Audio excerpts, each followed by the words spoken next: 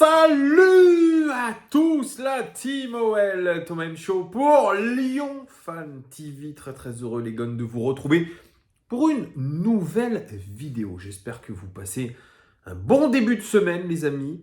Notre pain quotidien de la Ligue 1 revient dès dimanche. Ça sera Lyon-Angers à 17h, un horaire qui nous convient très bien à l'OL. Mais vous allez me dire, aucun horaire ne nous correspond à l'OL. Surtout cette saison où nous sommes en grande difficulté. Je ne vais pas vous refaire le topo, mais je tenais à faire vraiment cette vidéo parce qu'il y a une actualité plutôt brûlante à l'Olympique Lyonnais et on voit transparaître le début d'une implosion. Le début d'une implosion. Explosion, implosion, c'est-à-dire une explosion de l'intérieur. On peut le supposer, en tout cas, il y a pas mal d'événements contraires en ce moment. Et je vais dire, il y a eu le communiqué des groupes de supporters de l'Olympique Lyonnais, les deux principaux qui sont les Bad Guns et les Lyon 1950. On attendait une prise de parole. On pouvait trouver, je trouvais ça surprenant, qu'aucun des groupes de supporters n'ait pris la parole depuis ces dernières semaines où on a quand même accumulé un certain nombre de mauvais résultats, à part en Europa League, mais en tout cas en championnat, notre équipe a pas donné un très beau visage, c'est moins qu'on puisse dire. Et là, on a eu un communiqué qui est tombé, un communiqué commun, entre, comme je vous ai dit, entre les Bad Guns et les Lyon 1950, et il est absolument parfait. Je vais vous le lire, je vais essayer de ne pas être trop long, mais il est très bien, et on va en discuter ensemble. Je vais vous donner un petit peu mon avis, puisqu'il n'y a pas que ça. Alors ils disent à l'aube de cette 30e journée, après avoir longuement réfléchi, nous avons choisi, Bad Guns 87 et Lyon 1950, d'exprimer toutes nos inquiétudes sur la situation de notre club. Le constat est dramatique, implacable. Notre Olympique occupe une triste 10e place au classement d'un championnat que nous devrions, Qataris mis à part, dominer. Pourtant, il n'est aujourd'hui pas possible de contester notre position au classement quand on lit avec attention les stats de cette saison. Oui, ils mettent les stats aussi. 7e équipe à domicile, 10e équipe à l'extérieur, 8e attaque, 10e défense, plus 3 au goal average. Il faut remonter à un temps que les moins de 25 ans ne peuvent pas connaître pour retrouver pareille situation. À cette époque, pas de deuxième budget du championnat, pas de propriété d'un stade 2.0. Il était encore question d'Algeco à Tola-Vologe. Ça, c'est vrai pour ceux qui n'ont pas connu Tola-Vologe, c'était quelque chose à l'époque. À l'approche de l'arrivée dans ce nouveau stade, le discours était clair.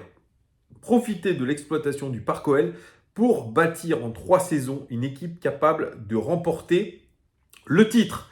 Le bilan n'est malheureusement pas raccord avec les objectifs fixés, puisque notre équipe a de plus en plus de mal à se rapprocher des places qualificatives pour la plus prestigieuse des Coupes d'Europe. L'arrivée d'un directeur sportif, Juninho, était porteuse d'espoir, d'enthousiasme, de passion. Sa mission s'est soldée par un départ précipité accompagné d'une communication hasardeuse. Et aujourd'hui, plus personne n'a de nouvelles d'une des plus grandes légendes du club. Pire, le projet sportif est devenu chimérique. L'exigence de résultats qui caractérisait notre OL dans les années 2000 ne se fait plus sentir. Pour preuve, les récentes déclarations d'un joueur disant qu'en championnat, l'équipe avait le droit à l'erreur. JMA aurait-il toléré ce genre de discours il y a une quinzaine d'années ? Les questions que nous sommes en droit de nous poser sont les suivantes. Qui définit aujourd'hui le projet sportif et surtout, quel est-il ? Devenons-nous le fournisseur officiel d'une multitude de jeunes joueurs de l'OL qui feront le bonheur des couleurs concurrentes, Gouiri, Bar, Kalulu, pendant que les scouts du club dénichent des joueurs qui ne seraient même pas titulaires chez le 14e de Ligue 1. La pénurie de titres ne touche pas que notre équipe pro, auréolée des 6 titres entre 2001 et 2011. Notre équipe réserve n'a depuis plus rien gagné et sort même d'un début d'année 2022 sans marquer le moindre but. Victoire 2-0 à Marseille le 26 mars. Quant à la Coupe Gambardella, où nos jeunes joueront les demi-finales le 10 avril au centre d'entraînement, le dernier trophée remonte à 97. Dans le même temps, Montpellier-Metz ont gagné 2 fois, Auxerre 3 fois. Et comme si cela ne suffisait pas, le lien de confiance, les liens et la confiance qui régnaient entre club et supporters ne font que se dégrader, mais mois après mois, le lavage du linge sale en famille a laissé place à une succession de condamnations via tweet ou autres communiqués, faisant la joie des médias revanchards de notre institution qui n'attendaient que cela.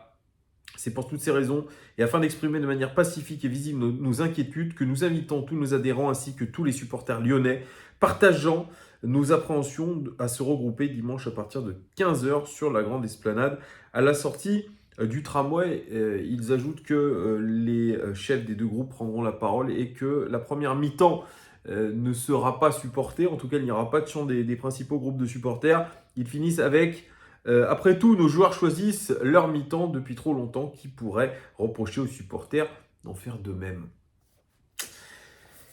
Ce communiqué est absolument magique et il est mot pour mot à la virgule près. Il est tout ce que pensent les supporters aujourd'hui de ce qu'est devenu notre Olympique lyonnais.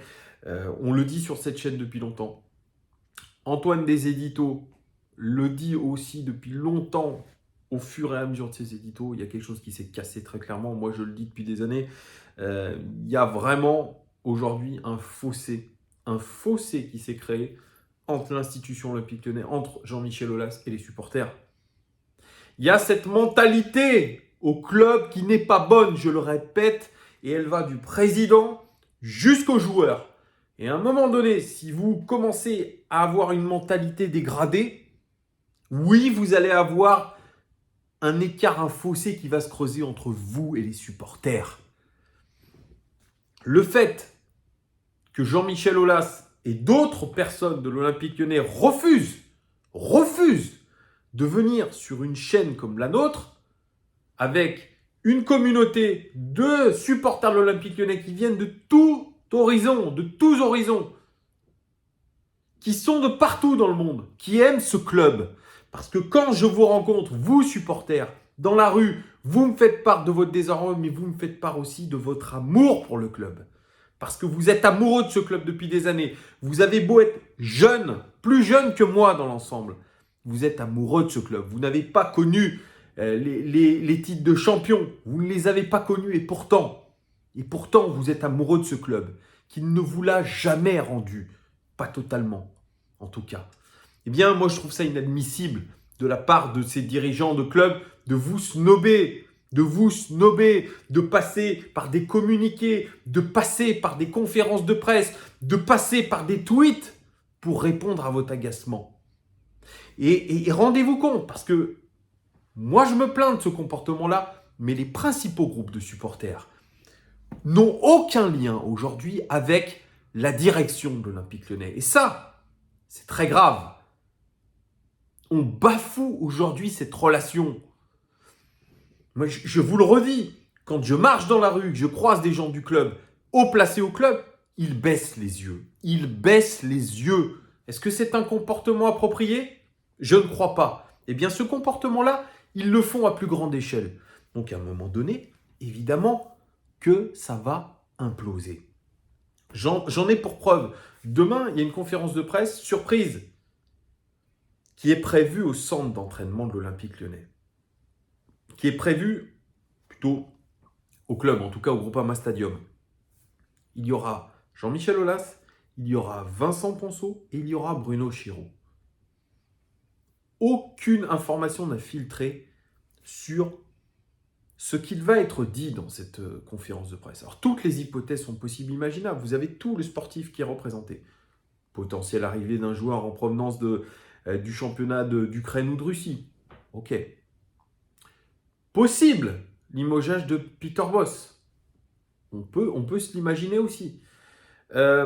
Possible réponse au communiqué des groupes de supporters avec la fameuse union sacrée, etc. Il faut tirer dans le même sens, etc. Répondre aux questions, aux interrogations des supporters. Mais on doit s'étonner aujourd'hui du timing de cette conférence de presse. On est à 3 jours d'un match contre Angers. je dirais pas qui est importantissime, qui est capital. Je vais même pas rentrer là-dedans, parce que le championnat, on l'a délaissé depuis un moment. Il survient après 10 jours de trêve internationale. Il survient aussi à quasiment une semaine du match contre West Ham en Europa League. Est-ce que le timing est bien choisi? On a l'impression qu'on va assister à une réunion de crise face à la presse et face aux supporters indirectement. Ça vient aussi dans la continuité d'une blessure d'un joueur important de notre effectif. On l'a appris tout à l'heure, Maxence Cacré, il s'est blessé au ménisque à l'entraînement. Il sera absent minimum 4 semaines puisqu'il va falloir qu'il soit opéré. Ça vient aussi après que certains médias aient révélé les tensions qui existent entre Jason Denayer et Peter Bosz, qui aujourd'hui ne se parlent plus. Alors, bien sûr, il y a la situation contractuelle, il y a le fait que Jason Denayer ne comprenne pas pourquoi il est écarté, qu'il soit envoyé en réserve.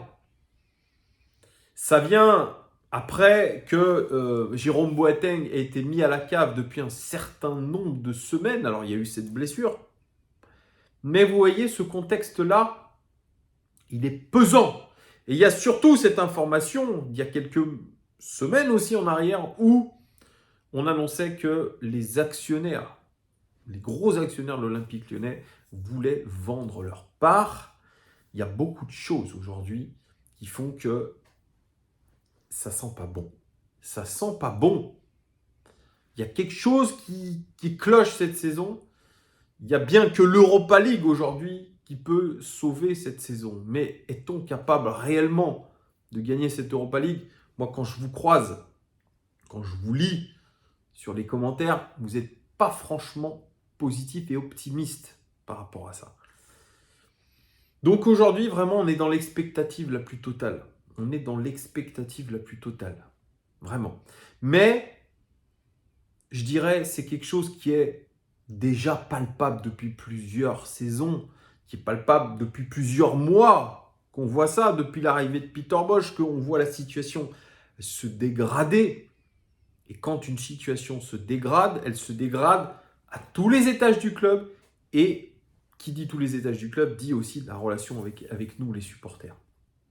Parce qu'aujourd'hui, ceux qui sont le plus peinés de la situation sont les supporters lyonnais. Ceux qui payent leur place, ceux qui achètent des maillots du club, ceux qui pensent H24 à l'Olympique Lyonnais, qui est une raison de vivre. Et ça, aujourd'hui, on ne doit pas se foutre de la gueule des gens qui ont pour centre d'intérêt majeur leur club. C'est une manière de décompresser, c'est une manière de se faire plaisir, c'est une manière de vibrer, c'est une manière d'avoir des émotions dans un contexte géopolitique pesant, dans un contexte politique national pesant, dans une situation sanitaire pesante. Donc on ne doit pas se foutre de leur gueule. À un moment donné, je pense qu'il faut écouter les supporters. Il faut les écouter parce que eux ont la vérité. Ils ont la vérité. Ils ont des desiderata. Ils ont envie de voir certaines choses. Et franchement, 90% du temps, on peut vous donner raison. On peut vous donner raison.